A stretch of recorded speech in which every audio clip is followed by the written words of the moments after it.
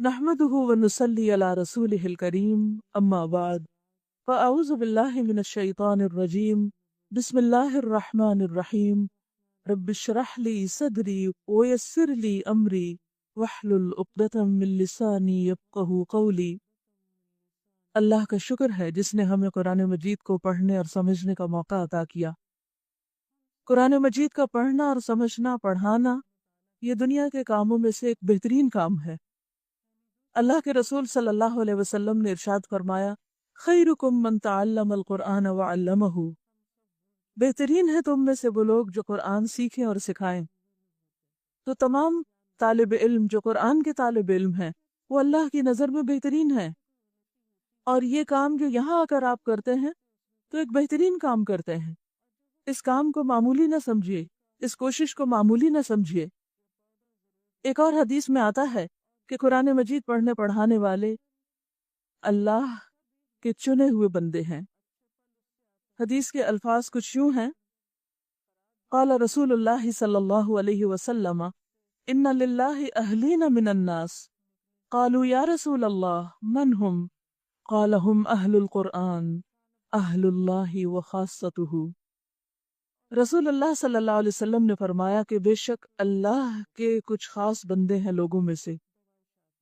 لوگوں نے پوچھا، اللہ کے رسول صلی اللہ علیہ وسلم وہ کون ہیں؟ فرمایا ہم اہل القرآن، وہ قرآن والے ہیں، یعنی کسی بھی طریقے سے قرآن کے ساتھ تعلق قائم کرنے والے، اس کو پڑھنے والے، پڑھانے والے، اس کے پڑھانے کے نئے نئے طریقے نکالنے والے، اس کو لوگوں تک پہنچانے والے، اس کو چھاپنے والے، اس کو آگے دینے والے، یعنی جن کو بھی قرآن سے محبت ہے اس کو پڑھتے ہیں، پڑھاتے ہیں، سیکھتے ہیں، سکھاتے ہیں، اس کے لیے دوڑ دھوپ کرتے ہیں، تو گویا وہ قرآن کے تعلق سے پہچانے جاتے ہیں، جن کی اسپیشلٹی قرآن ہو جاتی ہے، جو قرآن کے نام سے جانے جاتے ہیں۔ تو ایسے لوگ اللہ کے خاص اسپیشل بندے ہیں، اللہ کے ان پر اسپیشل فیورز ہوں گے۔ پھر اسی طرح یہ ہے کہ جب آپ علم سیکھنے کے لیے نکلتے ہیں تو سیکھنے اور سکھانے والوں کے لیے کائنات کی ہر چیز دعائیں کرتی ہے، حتیٰ کہ پانی کے اندر کی مچھلیاں بھی دعائیں کرتی ہیں۔ لہٰذا آپ یہاں بیٹھے سیکھ رہے ہیں اور باقی مخلوق آپ کے لیے دعائیں کر رہی ہے۔ ایک اور حدیث میں آتا ہے کہ قرآن مجید کی بکثرت تلاوت کرنے والا قیامت کے روز مقرب فرشتوں کے ساتھ کھڑا ہوگا، یعنی خاص مقام ہوگا اس کے کھڑے ہونے کا۔ صحیح مسلم کی روایت ہے۔ پھر اسی طرح ایک اور بہت خوبصورت حدیث ہے، قرآن مجید کا ایک سرا اللہ کے ہاتھ میں ہے اور دوسرا سرا اہل ایمان کے ہاتھ میں۔ قرآن حبل اللہ المتین ہے نا، جس کے بارے میں قرآن مجید میں آتا ہے وَاعْتَصِمُوا بِحَبْلِ اللَّهِ جَمِيعًا، سب مل کر اللہ کی رسی کو مضبوطی سے پکڑ لو۔ تو یہ رسی کیا ہے؟ حدیث کے الفاظ میں یہ رسی قرآن مجید ہے۔ تو فرمایا کہ قرآن مجید کا ایک سرا یعنی اس کی رسی کا ایک حصہ اللہ کے ہاتھ میں ہے اور دوسرا سرا اہل ایمان کے ہاتھ میں۔ بس جو اسے تھامے رکھیں گے نہ وہ گمراہ ہوں گے اور نہ ہلاک ہوں گے، یعنی دنیا میں گمراہ نہیں ہوں گے اور آخرت میں ہلاک نہیں ہوں گے۔ پھر اسی طرح یہ ہے کہ گھر سے نکلنے کا اپنا اجر و ثواب ہے، آپ گھر پر بھی پڑھ سکتے ہیں، لیکن جو ایک ایک قدم اٹھا کر آپ مسجد میں آتے ہیں یا یہ کہ کسی بھی جگہ اکٹھے ہو کر پڑھتے ہیں، تو پھر من خرج طریقا یلتمس فیہ علما سہل اللہ لہ طریقا الی الجنہ، جو علم کے راستے پر نکلتا ہے اللہ اس کے لیے جنت کا راستہ آسان فرما دیتے ہیں۔ اور پھر سب مل کر جہاں بیٹھتے ہیں ان پر اللہ سبحانہ تعالیٰ کی رحمت اور سکینت نازل ہوتی ہے۔ تو چلیے پارہ شروع کرتے ہیں۔ بسم اللہ الرحمن الرحیم۔ سیقول السفہاء من الناس من الناس ما واللہم عن قبلتہم التي كانوا عليها قل للہ المشرق والمغرب یہدی من یشاء الى صراط مستقیم۔ نادان لوگ ضرور کہیں گے انہیں کیا ہوا کہ پہلے یہ جس قبلے کی طرف رخ کر کے نماز پڑھتے تھے اس سے یکایک پھر گئے۔ اے نبی صلی اللہ علیہ وسلم ان سے کہو مشرق اور مغرب سب اللہ کے ہیں، اللہ جسے چاہتا ہے سیدھی راہ دکھا دیتا ہے قبلے کی تبدیلی ایک چینج تھا، اور کہا جاتا ہے کہ چینج از ڈیتھ. چینج موت سے بھی زیادہ مشکل کام لگتا ہے. تبدیلی انسان کو اپنے لیے بھی اور اس کے آس پاس کے لوگوں کے لیے ناگوار گزرتی ہے. اسی لیے آپ دیکھیں کہ ہمیں اپنی سوچ چینج کرنے میں مشکل ہوتی ہے، اپنا لائف سٹائل چینج کرنے میں مشکل ہوتی، اپنی فوڈ کی ایٹنگ ہیبٹس چینج کرنے میں مشکل ہوتی ہے. اور اس میں صرف مشکل اپنے اندر نہیں ہوتی، بہت سی مشکلیں باہر سے بھی آتی ہیں. جو ہمارے اندر کسی قسم کی تبدیلی دیکھتا ہے، مثلا قرآن مجید پڑھنے کے بعد آپ کے اندر جو تبدیلی آئے گی، آپ کے اندر اگر ٹھہراؤ آتا ہے، بات چیت میں فرق آتا ہے، معاملے میں تبدیلی آتی ہے، لباس میں تبدیلی آتی ہے، تو لوگ ضرور نوٹس کریں گے اور کیا کہیں گے، انہیں کیا ہو گیا، یہ چینج کیسا؟ تو بالکل اسی طرح جب نبی صلی اللہ علیہ وسلم کے لیے قبلہ کو چینج کیا گیا، کیونکہ آخری نبی کا قبلہ بیت المقدس نہیں، بیت اللہ کعبہ تھا، تو اس وجہ سے لوگوں نے، اور خاص طور پر جو آپ کے مخالف تھے، انہوں نے اس چیز کو بہت عجیب انداز میں لیا اور باتیں بنانے لگے. اللہ سبحانہ وتعالیٰ ان باتیں بنانے والوں کو کہتے ہیں سَيَقُولُ السُّفَهَاءُ، کہ یہ بے وقوف ہیں، یہ نادان ہیں، یہ لا علم ہیں. تو بعض اوقات ایسا ہوتا ہے کہ جب آپ کوئی کام کرتے ہیں اور سب سے مختلف طریقے پر کرتے ہیں، عام روش اور ڈگر سے ہٹ کے کرتے ہیں، تو لوگ آپ کو چھوڑتے نہیں، وہ آپ پر باتیں بناتے ہیں اور آپ کو بے وقوف قرار دیتے ہیں. لیکن ایسا کرنے والے بعض اوقات خود نادانی کا ثبوت دے رہے ہوتے ہیں. تو سَيَقُولُ السُّفَهَاءُ مِنَ النَّاسِ، الناس سے مراد یہاں اہل کتاب ہیں، منافقین ہیں، کہ جنہیں نبی صلی اللہ علیہ وسلم کا بیت اللہ کی طرف رخ کرنا ناگوار گزرا. تو اللہ سبحانہ وتعالیٰ فرماتے ہیں کہ آپ ان کو کیا کہیے، بہت لمبی چوڑی باتوں اور وضاحتوں کی ضرورت نہیں. قُل لِلَّهِ الْمَشْرِقُ وَالْمَغْرِبُ، کہ مشرق اور مغرب تو اللہ ہی کے ہیں. یہ کون سی بڑی بات ہے؟ اصل بات تو اللہ کا حکم ہے کہ جس طرف وہ چاہے انسان اس طرف مڑ جائے.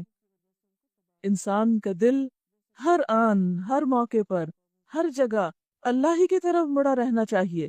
جیسے کمپس کی سوئی، آپ اس کو کہیں بھی لے جائے، وہ اس کی سوئی ایک خاص رخ پر ہی چلی جائے گی.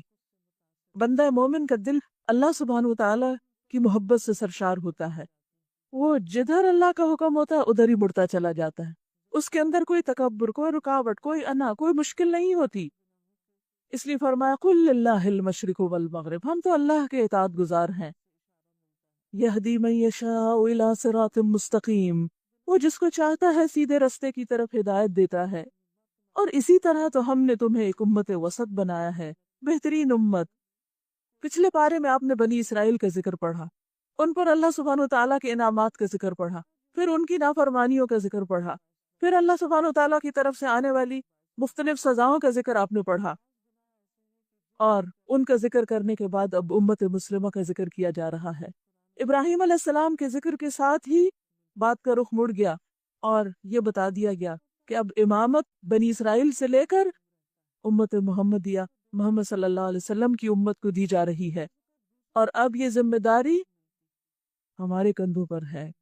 اللہ نے آپ کی امت کو اب اس کام کے لیے چنا جس کے لیے ایک وقت میں بنی اسرائیل کو چنا تھا، لیکن بنی اسرائیل وہ کام نہ کر سکے، تو اللہ نے ایک اور امت سے ان کی ریپلیسمنٹ کر دی.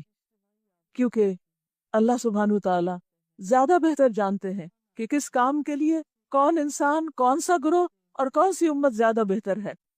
اب بحیثیت امت کی ہماری کیا ذمہ داریاں ہیں، اور ہمیں اپنی گھریلو زندگی میں، اپنی عبادات میں کس طرح ہونا چاہیے، ان سب باتوں کا اس بارے میں انشاءاللہ ذکر آئے گا. اور ہمیں اس کے ساتھ ساتھ اپنے آپ کا جائزہ لینا چاہیے کہ کیا ہم ایک امت وسط کی ذمہ داری کو بہترین طور پر پورا کر رہے ہیں.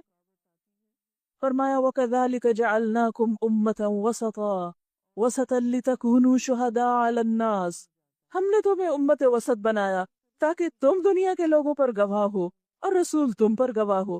قیامت کے دن رسول اللہ صلی اللہ علیہ وسلم اس بات کے گواہ ہوں گے کہ جو پیغام انہوں نے لوگوں کو پہنچایا تھا اس کے بعد ان کی امت نے پہنچایا یا نہیں، اور پچھلی امتوں پر بھی گواہی دیں گے کہ ان کے رسولوں نے بھی پیغام پہنچایا یا نہیں.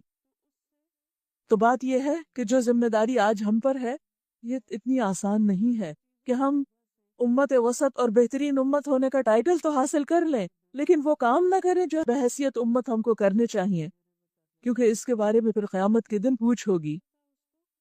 فرمایا پہلے جس طرف تم رخ کرتے تھے، مزید قبلے کی تفصیل بتائی جا رہی کہ وجہ کیا ہوئی تبدیلی کی۔ اس کو تو ہم نے صرف یہ دیکھنے کے لیے قبلہ مقرر کیا، یعنی بیت المقدس کو نبی صلی اللہ علیہ وسلم نے 15-16 مہینے کے لیے مدینہ جا کر قبلہ مقرر کیا اللہ کے حکم سے، کہ کون رسول کی پیروی کرتا ہے اور کون الٹا پھرا جاتا ہے۔ وہ تو ایک ٹیسٹ تھا، یہ معاملہ تھا تو بڑا سخت، مگر ان لوگوں کے لیے کچھ بھی سخت ثابت نہ ہوا جو اللہ کی ہدایت سے فیض یاب تھے۔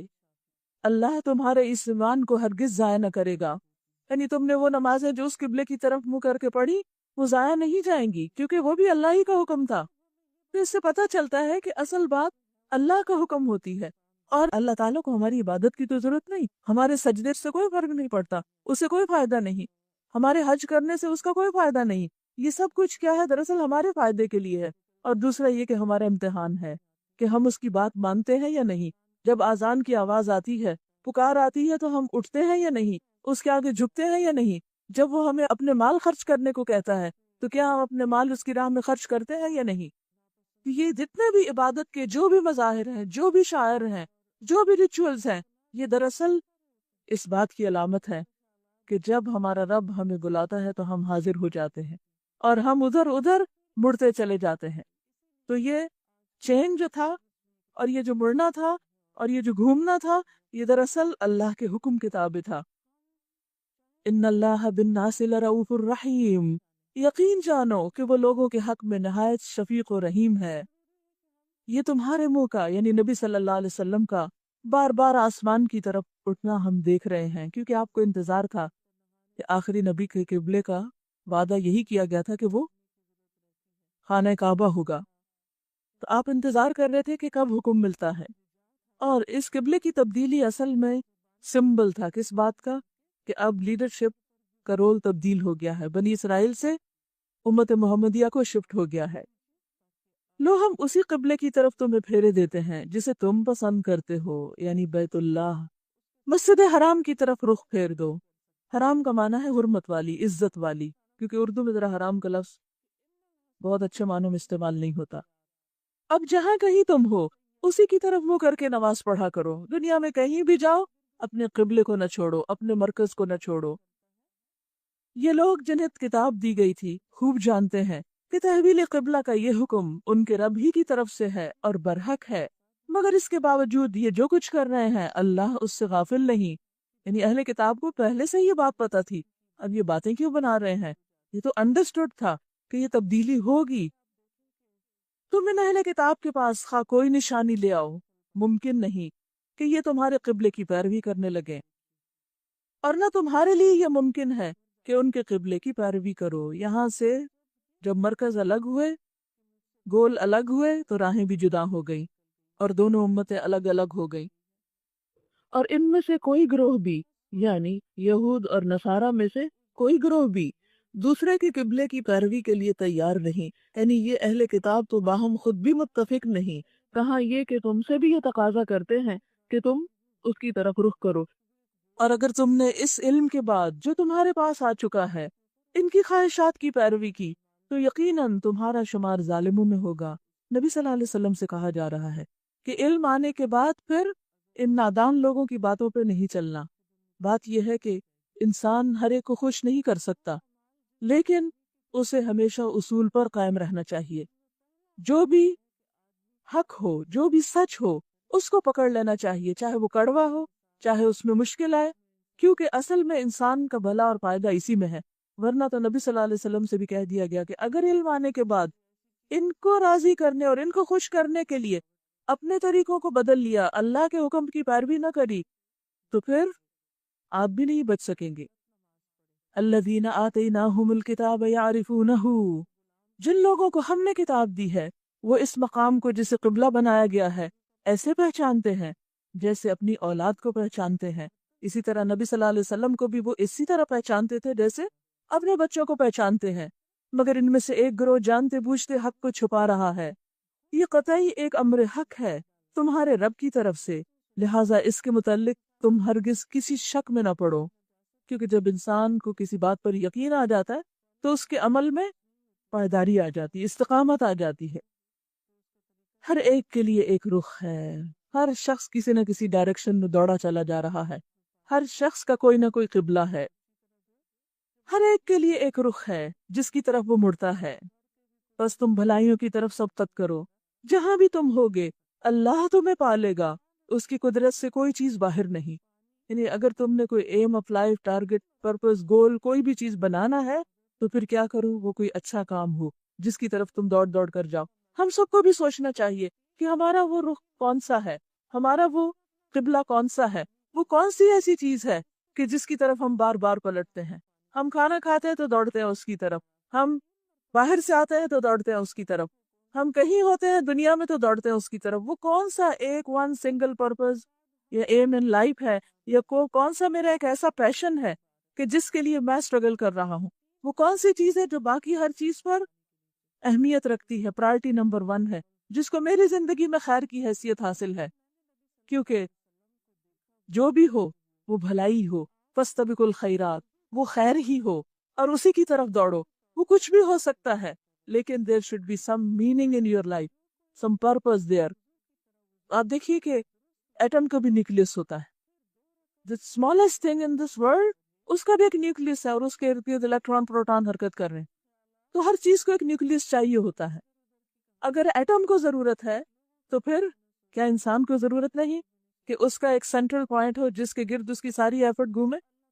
اوپر آسمان کے تو اللہ ہے اور زمین پر اس کا گھر ہے جس میں 5 وقت پورے گلوب پر سے دنیا میں انسانوں کو اس کی طرف رخ کرنے کے لیے کہا گیا۔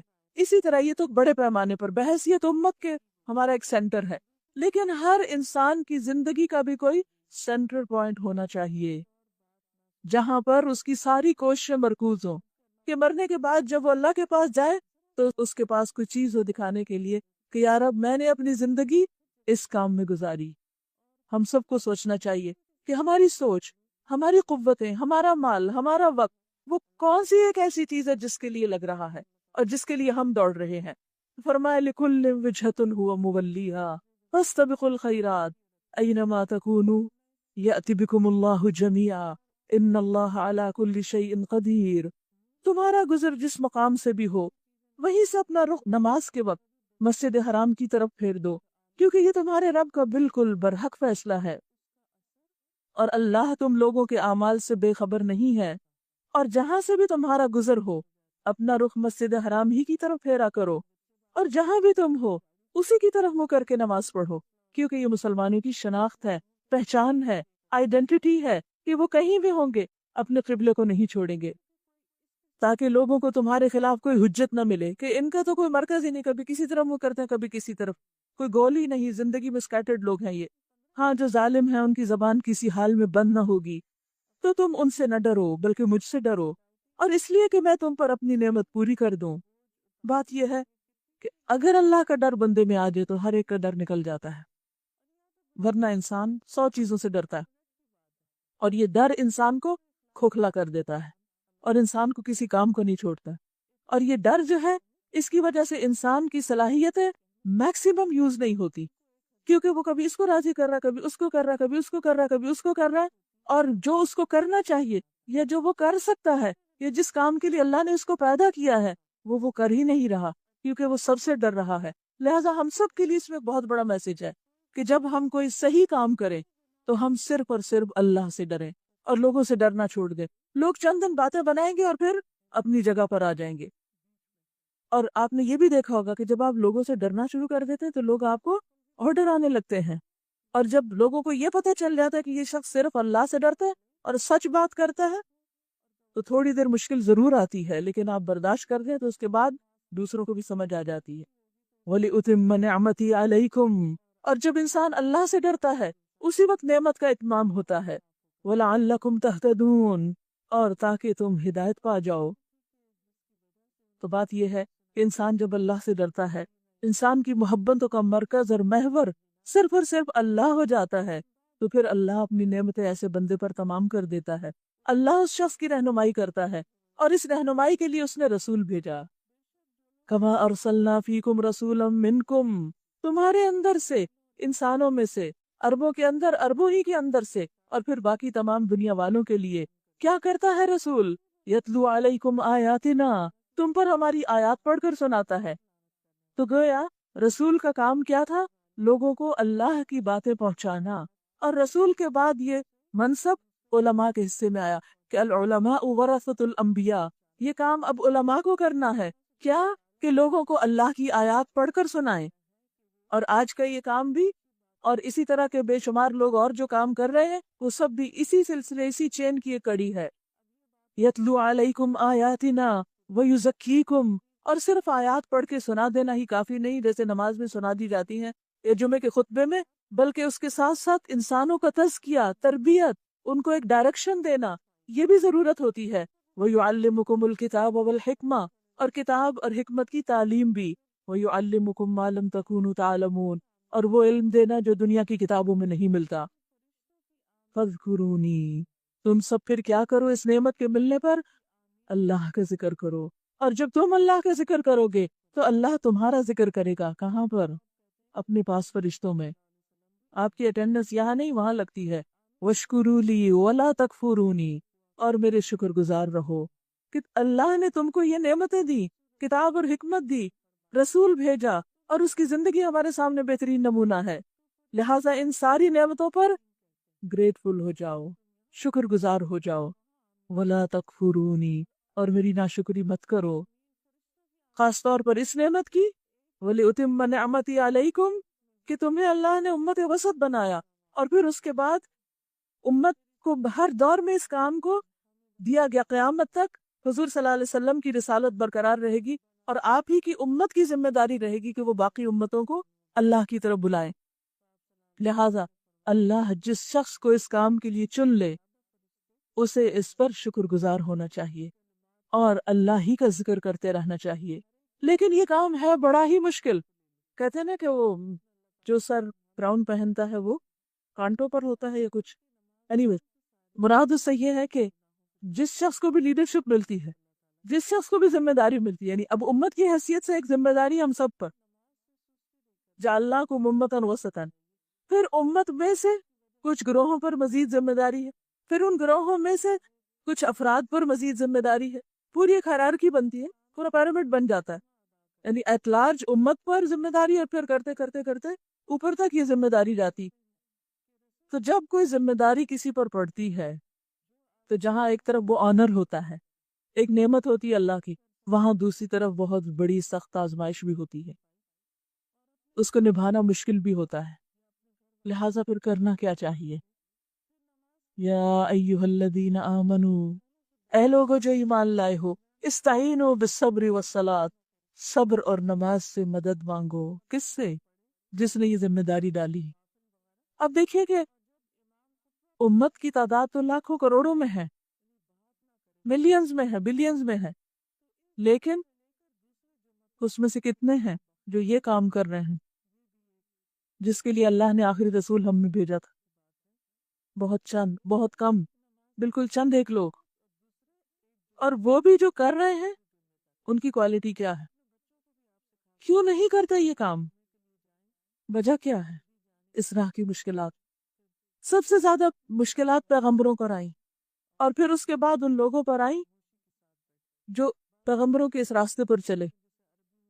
اب دیکھیے کہ اس کام کے لیے اللہ کچھ لوگوں کو کیسے چنتا ہے، ان کے دل میں بات ڈال دیتا ہے کہ کس طریقے پر انہوں نے لوگوں کی رہنمائی کرنی ہے، جیسے رہنمائی رسولوں نے کی اور خاص طور پر محمد صلی اللہ علیہ وسلم نے کی۔ جب اللہ تعالیٰ وہ بات لوگوں کے دل میں ڈال دیتا ہے، مثلا آپ کا کوئی آئیڈیا ہوتا ہے، آپ کا کوئی ڈریم ہوتا ہے امت کی خدمت کا، لوگوں کی خدمت کا، اور صرف امت کی نہیں بلکہ ایٹ لارج پوری انسانیت کی خدمت کا، تو پھر اس کا مطلب یہ ہے کہ اللہ نے اگر آپ کو الہام کیا ہے کوئی بھی انوکھا طریقہ، تو آپ پر اب ذمہ داری آ گئی ہے، کیونکہ نبوت تو ختم ہو گئی ہے، نبی تو اب نہیں آئیں گے، اب تو لوگ ہی اٹھیں گے، اور لوگوں میں سے کون اٹھیں گے؟ جن کے دل میں اللہ ڈالے گا، وہ اٹھیں گے اور اس کام کو کریں گے، لیکن جب کریں گے تو انتہائی مشکلات کا شکار ہوں گے۔ جب مشکلات کا شکار ہوں گے تو انہیں چاہیے کہ بندوں پر ڈیپینڈ نہ کریں بلکہ اللہ کی طرف رجوع کریں۔ یا ایھا الذین آمنوا استعینوا بالصبر والصلاۃ ان اللہ مع الصابرین، اللہ کی مدد صبر کرنے والوں کے ساتھ ہے، بس تھوڑی سی دیر ہے، کیونکہ ہوتا کیا ہے کہ جب مشکلات حد سے بڑھ جاتی تو وہیں سے آسانی شروع ہو جاتی. اصل میں تو ٹیسٹ ہوتا ہے، امتحان ہوتا ہے کہ ہم کرتے کیا ہیں اور کہاں تک ٹیسٹ ہوگا، حتیٰ کہ شاید کبھی جان بھی دینی پڑ جائے. وَلَا تَقُولُوا لِمَن يُقْتَلُ فِي سَبِيلِ اللَّهِ أَمْوَاتٌ، اور جو لوگ اللہ کی راہ میں مارے جائیں انہیں مردہ نہ کہو، وہ تو مر کے بھی زندہ رہتے ہیں کیونکہ انہیں اللہ کی خاطر جان دی.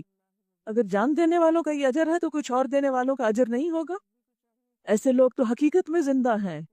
کچھ لوگ جان دے کے زندہ ہوتے ہیں، کچھ کتابیں لکھ کے زندہ رہ جاتے ہیں، کچھ اور دین کا کام کر کے زندہ ہوتے ہیں.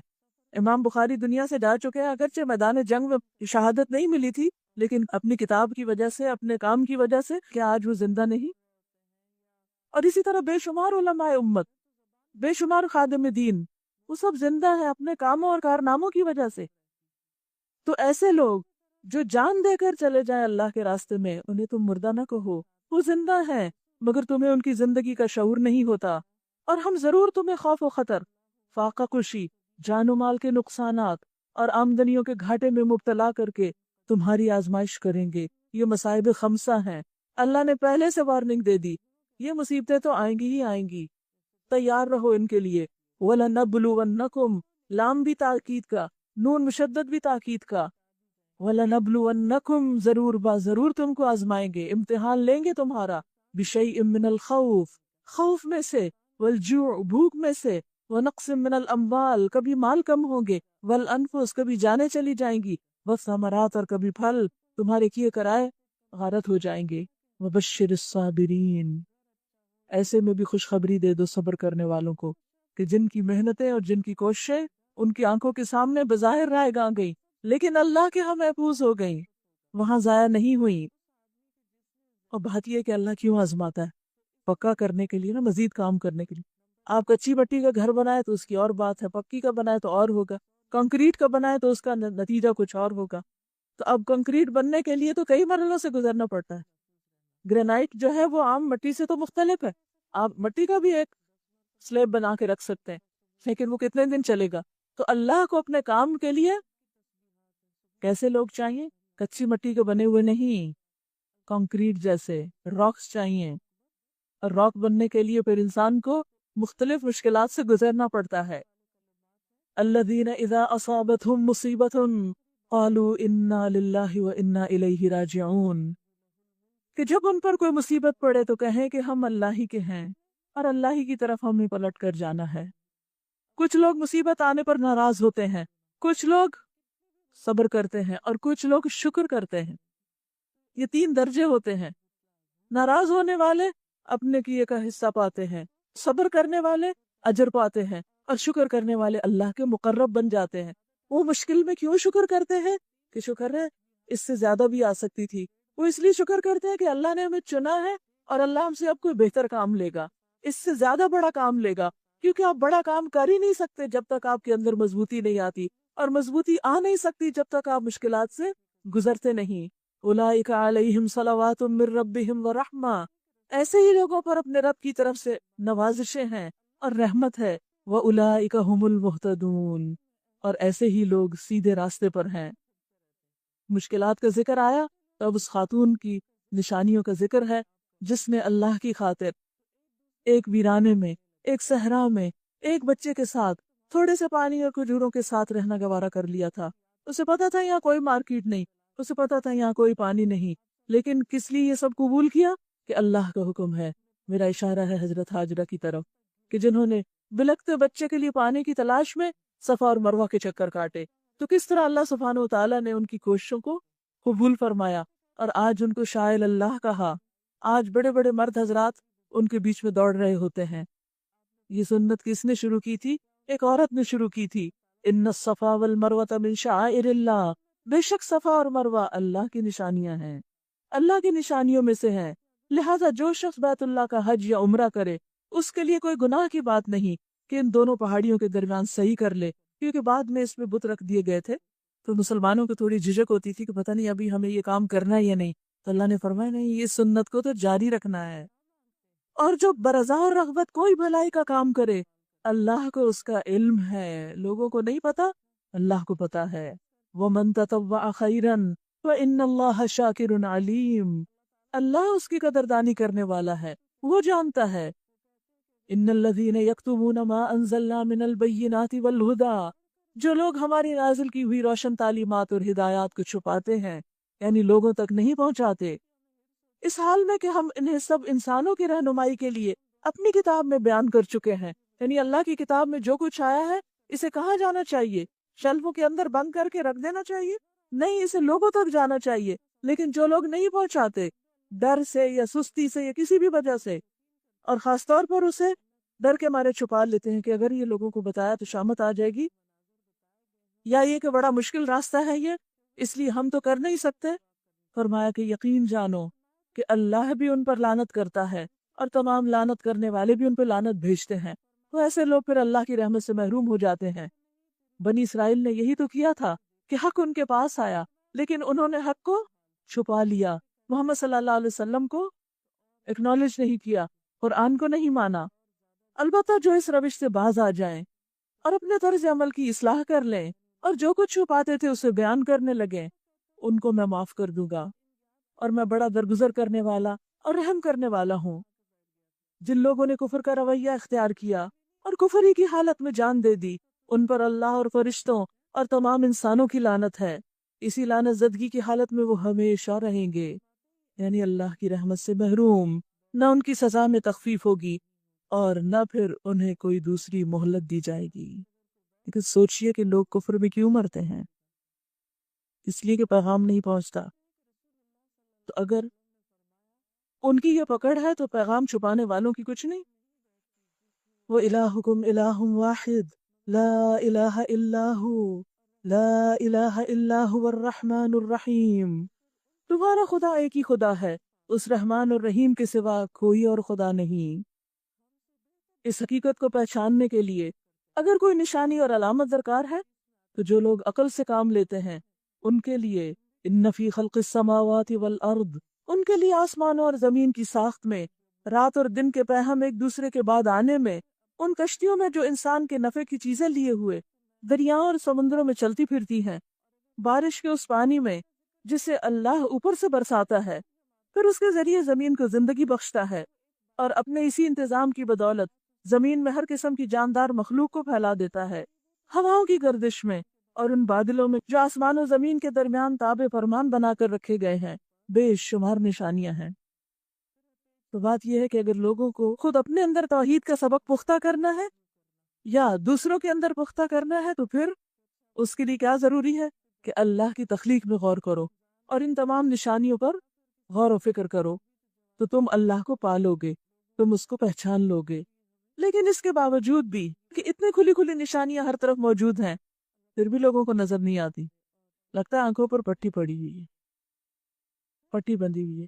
نہ اتنا بلند آسمان نظر آتا ہے کہ جس کے کوئی پلرز نہیں ہیں، نہ یہ پھیلی ہوئی زمین نظر آتی ہے، نہ زمین کے اندر پائے جانے والے خزانے نظر آتے ہیں، اور نہ یہ ہواؤں کی گردش۔ آپ کے پاس بھی ایسا پروگرام ہوگا کہ جس میں ویدر بتاتے ہیں اور پھر یہ کہ آج ونڈ کس طرف کو چل رہی ہے اور اس کی سپیڈ کیا ہے۔ مجھے اس کو دیکھنے میں بہت انٹرسٹ ہوتا ہے۔ میں سوچتی ہوں کہ اچھا آج ویسٹ کی ہے، آج ایسٹ کی ہے، آج اس طرف ہے، آج اتنے کلومیٹر اس کی رفتار یہ ہے، اور آج اس کی یہ کون سیٹ کر رہا ہے، یہ کہاں سے کنٹرول ہو رہا ہے؟ ایک دن ہوا کا رخ ایک ہوتا ہے، دوسرے دن بدل جاتا ہے، کون یہ چینجز لاتا ہے؟